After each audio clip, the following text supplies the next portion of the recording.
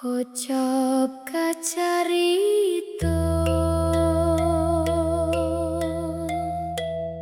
iki cerita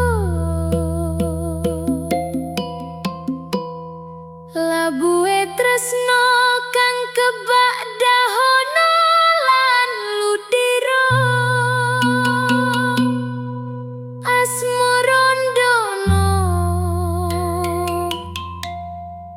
Roro Srihuning lan Raden Wiratmoyo.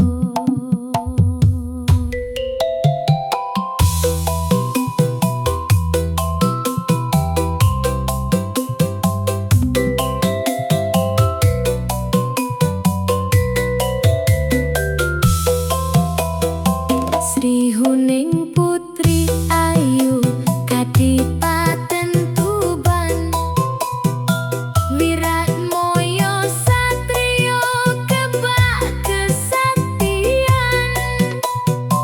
Senajan poco duweni tresno, nanging kepalang pilihaning wong tuwa.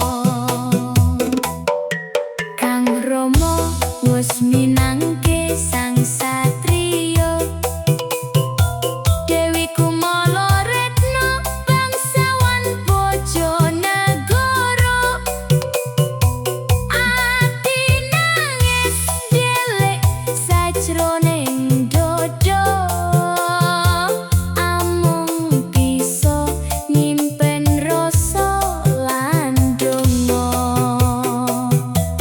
Watak satriya putri kaporo nyoto, Srihuning gedhe ati jembar dodo, nanging geni tresno ora bisa mati, tetep murup nganti tekaning pati.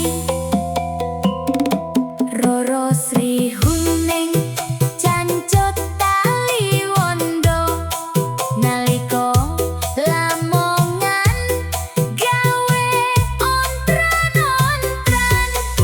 Adipati kang loro ati boyong peksa, Dewi Kumala Retna saka pelaminan.